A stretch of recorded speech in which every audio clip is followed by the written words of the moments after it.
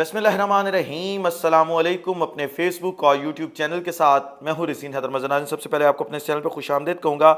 ناظرین، رات گئے ارشد شریف کے حوالے سے ایک بہت ہی اہم خبر آئی ہے، بہت ہی اہم فوٹیج سامنے آئی ہے جس نے اس کیس کے مزید پہلوؤں کو کھول دیا ہے، اور ساتھ ہی ساتھ میں نے جب اس پورے کیس کو سٹڈی کیا، اس کی چیزیں دیکھی، میرے ذہن میں کچھ سوالات آئے ہیں، وہ آپ کے سامنے رکھنے ہیں اور آپ کو بتانا ہے کہ کس طریقے سے اس وقت جو پروپیگنڈا پی ڈی ایم کے صحافیوں کی جانب سے کیا جا رہا ہے، یا ایک بیان وہاں کی جو کینیا کی پولیس ہے اس سے دلوا کر ایک ڈائمنشن بنانے کی کوشش کی جا رہی ہے اس کیس کی، وہ سراسر غلط ہے۔ اور جب آپ یہ تمام چیزیں سنیں گے اور دیکھیں گے تو آپ کو خود بخود اندازہ ہو جائے گا کہ ارشد شریف کا اصل معاملہ کیا ہوا تھا۔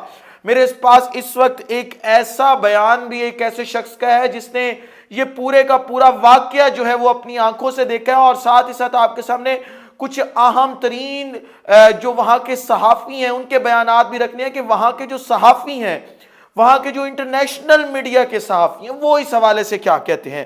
یہ تمام تفصیلات رکھنے سے پہلے جو ہے آپ سے درخواست کروں گا چینل کو سبسکرائب کرنا مت بھولیے گا، بیل آئیکن کو بھی دبا دیجیے گا تاکہ میرے آنے والی تمام تر جو ویڈیوز ہیں وہ آپ تک پہنچتی رہیں، اور آپ کا اور میرا جو یہ تصویر اور آواز کی دنیا کا ساتھ ہے یہ برقرار رہ سکے۔ ناظرین، ساتھ ہی ساتھ اب آپ کی سکرین پر فوٹیج چلے گی، تصاویر چلیں گی، آپ نے وہ دیکھتے جانا ہے، اور ساتھ ہی ساتھ میں آپ کو اس کیس کی تفصیلات جو ہے وہ بتاتا جاتا ہوں۔ ناظرین، آپ یہ دیکھیں کہ ارشد شریف اس وقت پی ڈی ایم یا وزیر اعظم شہباز شریف کی جانب سے ارشد شریف کے پورے معاملے کے اوپر جو ہے وہ بڑی ہمدردی دکھانے کی کوشش کی جا رہی ہے۔ یہاں پہ سوال یہ ہے کہ وہ کون تھا۔ میں ارشد بھائی کی جو لائن تھی، اس لائن کو دوبارہ دہراتے ہوئے، اس کو زندہ کرتے ہوئے یہ کہہ رہا ہوں کہ وہ کون تھا جس نے ارشد شریف کو اے آر وائی سے آف ایئر کروایا، بے روزگار کروایا۔ وہ کون تھا جس نے ارشد شریف جیسے محب وطن شخص کے اوپر، جس کا یہ نعرہ تھا کہ یہ جو سونی دھرتی ہے اس کے پیچھے وردی ہے، اس شخص پر دہشت گردی کے اور غداری کے مقدمات کروائے۔ وہ کون تھا جس کی وجہ سے جو ہے وہ ارشد شریف کو پاکستان چھوڑ کر جانا پڑا؟ وہ کون تھا جس کی وجہ سے ارشد شریف کو دبئی سے ڈی پورٹ کیا جا رہا تھا؟ اور جب ڈی پورٹ کیا جا رہا تھا، اصل کہانی تو یہاں سے شروع ہوتی ہے۔ جب ڈی پورٹ کیا جا رہا تھا تو ارشد شریف نے دیکھا کہ وہ پاکستان واپس آئیں گے تو یہ ان کے ساتھ بہت ہی زیادہ ظالمانہ سلوک ہوگا یہاں ریاست پاکستان کے اندر۔ انہوں نے وہاں پہ فیصلہ کیا کہ کہیں اور کا ویزا نہیں مل رہا، افریقہ کے ملک کینیا کا جو ویزا ہے وہ انہیں بالکل جو ہے وہ وداؤٹ اینی ہیزیٹیشن ٹکٹ مل رہا تھا، اور وداؤٹ جو ویزا ہے اس کے ٹکٹ مل رہا تھا۔ انہوں نے وہاں سے ٹکٹ خریدا، ایئرپورٹ پہ پہنچے، وہاں سے ویزا لگوایا اور کینیا میں داخل ہو گئے۔ اب نیروبی کے اندر ارشد شریف صاحب جو ہے وہ وہاں پہ رہائش پذیر تھے، اور پھر آپ یہ دیکھیں کہ یہ جو پورے کا پورا معاملہ تھا، جب وہ وہاں پہ نیروبی کے اندر رہائش پذیر تھے تو جو وہاں پہ وقوعہ بنایا گیا، پولیس کی جانب سے یہ کہا گیا کہ جی ایک چیک پوسٹ تھی جس کے اوپر روکنے کی کوشش کی گئی، اور ہمارے پاس اطلاعات تھیں کہ ایک بچہ نیروبی سے اغوا ہوا ہے، اور اس کی جو گاڑی ہے اغوا کار کی وہ سیم ٹو سیم ارشد شریف والی گاڑی تھی۔ اب اتنی اہم اطلاعات مل گئیں، بچہ اغوا ہو گیا، گاڑی کا پتہ چل گیا، نمبر کا پتہ نہیں چل سکا، کیسے؟ یہ ایک بنیادی سوال ہے جس کا جواب جو کینیا کی پولیس ہے یا نیروبی کے جو شہر ہے وہاں پہ اس کی پولیس ہے اس کو دینا پڑے گا۔ پھر یہ دیکھیں کہ ایک بچہ ہے، آپ ذرا سوچیں، ایک بچہ ہے وہ اغوا ہوا ہے، گاڑی کا پتہ چل گیا ہے، وہ گاڑی مشکوک گاڑی ایک چیک پوسٹ پہ رکتی نہیں ہے، اس میں بچہ ہے۔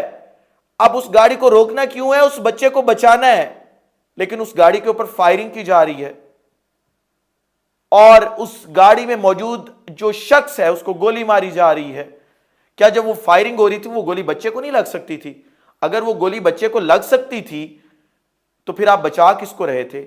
پھر آپ جانے دیں اسے، اغوا ہو گیا، مارنے سے بہتر ہے چلیں زندہ تو رہے گا، اغوا کار لے کے جا رہا ہے، تاوان مانگے گا، ماں باپ کو بچہ واپس کر دے گا۔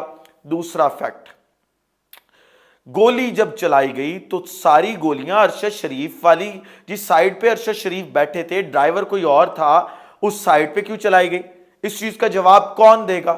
آپ یہ دیکھیں کہ آپ فوٹیجز آپ اپنی سکرین پہ دیکھ رہے ہیں مسلسل، جو گولیاں چلی وہ ارشد شریف والی سائیڈ، یعنی جو ایک ڈرائیور سائیڈ ہوتی ہے ایک پیسنجر سائیڈ ہوتی ہے، پیسنجر سائیڈ سے گولیاں چلی، ڈرائیور صرف زخمی ہوا۔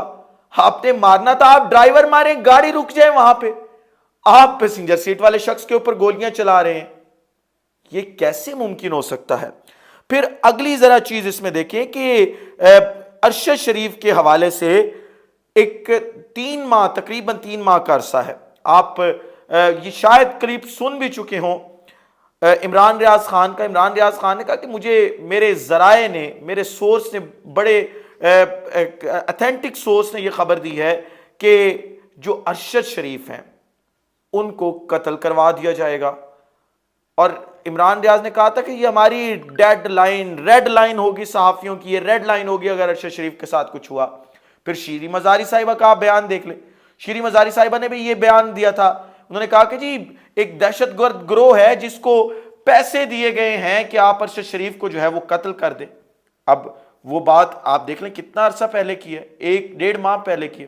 مراد سعید اس حوالے سے بیان دے چکے ہیں، ایک ایسا شخص جس کے بارے میں یہ اطلاعات ہیں کہ اس کی جان کو خطرہ ہے، اس کو مروا دیا جائے گا، اس شخص کو کینیا کے اندر، ایک ایسے ملک کے اندر جس کے حالات اور پاکستان کے لا اینڈ آرڈر کے حالات سیم ہیں، پاکستان میں بھی وہی سب کچھ چل رہا ہے، دن دیہڑے کہیں پہ کوئی سڑک پہ کسی کو مار دے، کوئی جواب دہ نہیں ہوتا۔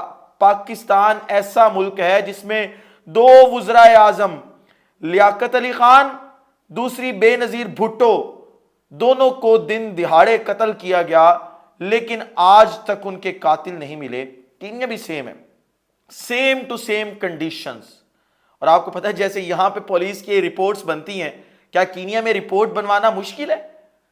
اور جو دوست نیٹ فلکس یوز کرتے ہیں انہیں پتہ ہے کہ کس طریقے سے جو ہے وہ یہ ایکٹیویٹیز کی جاتی ہیں، دوسرے ممالک کے اندر جا کے سرگرمیاں کی جاتی ہیں، ان کو بالکل پتہ ہے، کلیئر پتہ ہے، اور کس طریقے سے وہاں کے لوگوں کو انوالو اس پورے کے پورے معاملے کے اندر جو ہے وہ کیا جاتا ہے۔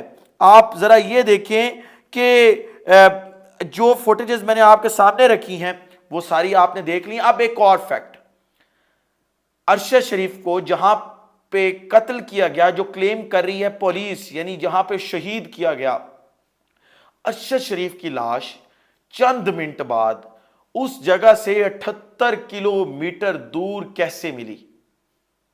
یعنی جو جائے وقوع ہے اور جہاں ارشد شریف کی لاش رکھی گئی، گاڑی رکھی گئی، 78 کلومیٹر کا فاصلہ ہے۔ اب ایک آخری چیز آپ نے اپنی سکرین پر بھی دیکھنی ہے، اور آخری فیکٹ جو سب سے بڑا میں آپ کو بتانے جا رہا ہوں وہ یہ ہے کہ کینیا کی پولیس کہہ رہی ہے کہ چیک پوسٹ کے اوپر جو ہے وہ ناکا تھا، وہاں پہ چیکنگ کی جا رہی تھی، ڈرائیور نے گاڑی روکی نہیں، اس نے گاڑی بھگائی، اس کے بعد پولیس نے جو ہے وہ فائرنگ کی۔ جو سکرین پہ آپ فوٹیج دیکھ رہے ہیں اس کے اندر کہیں پہ آپ کو چیک پوسٹ نظر آ رہی ہے؟ نہ گاڑیوں کا رش ہے، خالی جنگل کی سڑک ہے، اور اس سڑک کے اوپر جو ہے وہ ارشد شریف جیسے شخص کو شہید کر دیا گیا۔ میں کل رات سے اپنے جذبات پہ بہت مشکل سے کنٹرول کیا ہوا ہے۔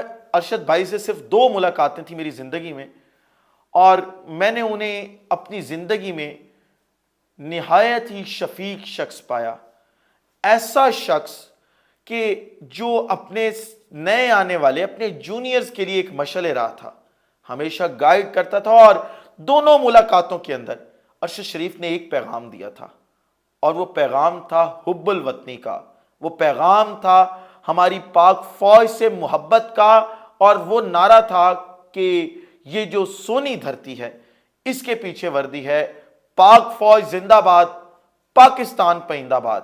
لیکن آج اس شخص کو شہید کر دیا گیا ہے۔ یقین اب 1 دن گزر چکا ہے لیکن یقین نہیں آ رہا۔